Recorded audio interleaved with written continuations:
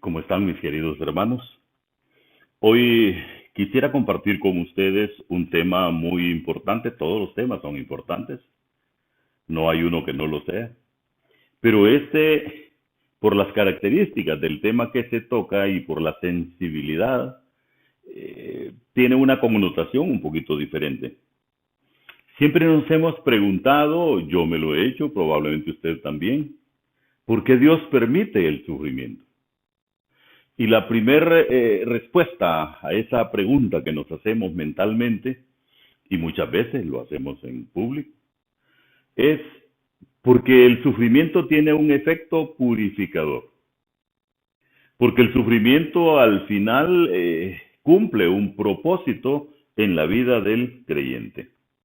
Entonces el tema de hoy es ¿a dónde me lleva el sufrimiento? Y quisiera compartir con ustedes del libro de Santiago, precisamente la enseñanza de este día.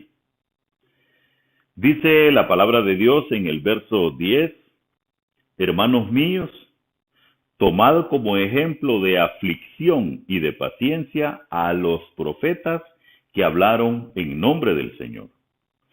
He aquí, tenemos por bienaventurados a los que sufren.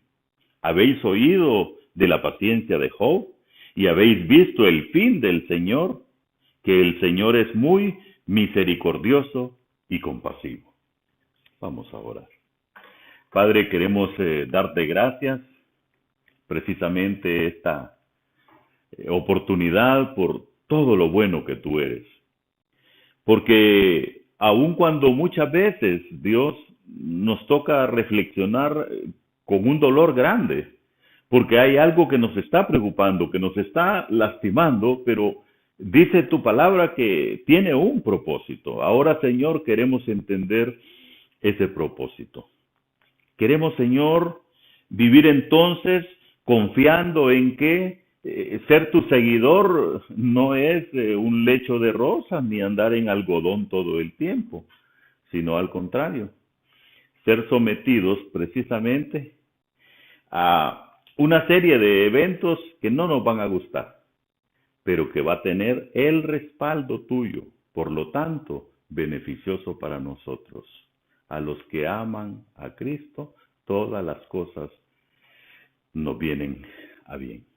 Gracias, Padre, por eso. Oramos en el nombre precioso de Cristo Jesús. Amén. ¿Sabe? Cuando Santiago habla del sufrimiento, él es un hombre que le tocó experimentarlo, verlo y también vivirlo. De hecho, voy a ir al final. Cuando Santiago muere, no muere de una manera bonita. Él es sacrificado, él es lanzado desde una torre alta para que muera en el golpe, y de hecho no muere. Un batanero, o sea, alguien que mueve las telas, por misericordia le propinó un golpe que le mató. ¿Por qué refiero esto de Santiago? Porque el sufrimiento no es ajeno al servidor del Señor Jesús. Y el mundo en el cual Santiago vive es un mundo de sufrimiento.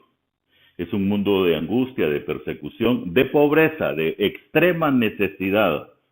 Esa es una de las características de la carta de Santiago.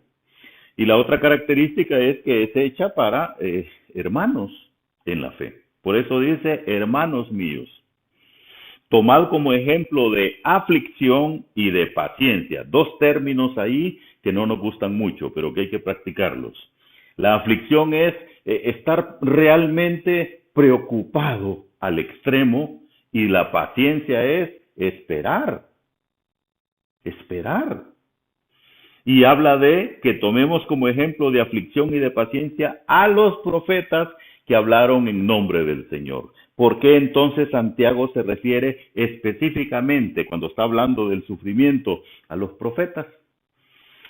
Mire, el oficio de profeta era un alto honor, pero tenía, así con la altura del honor, un alto grado de responsabilidad y de posibilidad incluso de perder la vida. ¿Sabe por qué? Porque al profeta le tocaba escuchar y decir lo que había oído de la boca de Dios. Y Dios, que es justo completamente, no tapa nada.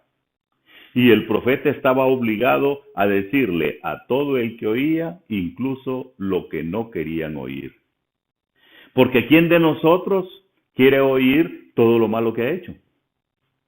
¿Quién de nosotros quiere oír de labios del profeta que lo que está haciendo es malo, que ofende a Dios, que vive de una manera desagradable? Nadie. Nadie quiere oírlo.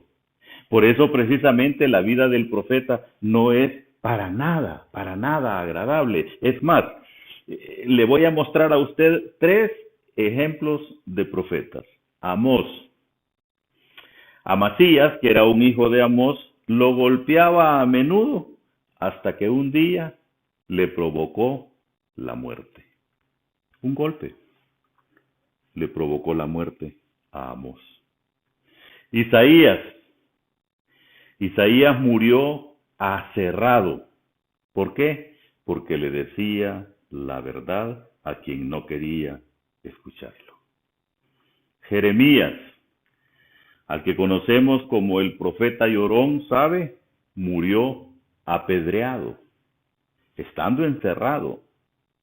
Entonces, el ejemplo de los profetas es un ejemplo de sacrificio en el cual se entrega la vida por decir la verdad, por defender la verdad del Señor. Y dice el verso 11, he aquí que tenemos por bienaventurados, que les va bien doblemente, no solo una vez, doblemente dice a los que sufren. Palabras raras para nuestros oídos. Bendecidos por el sufrimiento. Y pone como ejemplo la paciencia de Job. Todos conocemos el relato de Job. Cómo perdió todo y en un resumen así muy general, cómo de tener casi todo quedó teniendo nada. Aún su salud la había perdido. Era desde aquí hasta la punta de los dedos algo terrible que él padecía. Sin embargo, esperó pacientemente en el Señor. Y sabe, al final, cuando el relato termina de Job, todo le fue restituido aún al doble. Es un ejemplo precioso de paciencia y cómo el Señor bendice a través del sufrimiento. Por eso, finalizando el verso 11 dice, y habéis visto el fin del Señor. Aún el Señor Jesucristo, siendo el Señor Jesucristo, murió en una cruz. Y lo más notable es que murió sin proferir una sola autodefensa, aun cuando él no tenía ningún pecado. No protestó.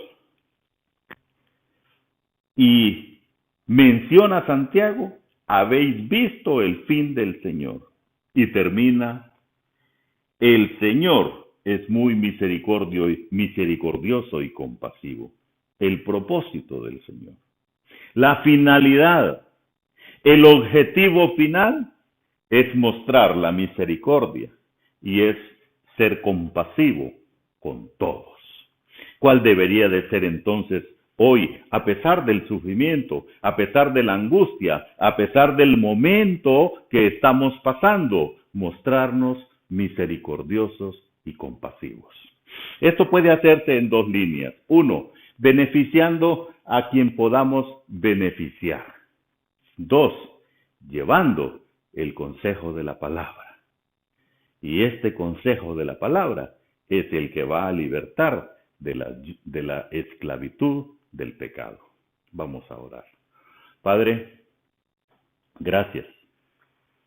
Gracias porque en los propósitos tuyos permites el sufrimiento precisamente como un medio en el cual transformas la vida de los hombres comunes y corrientes. Y entonces en ese proceso nos vuelves hombres especiales, probados. limpiados, purificados. Gracias, Señor, porque nos permites entenderlo. Lo hacemos con gratitud en el nombre que es sobre todo nombre, el nombre de Cristo Jesús. Amén. Dios les bendiga, mis muy queridos hermanos.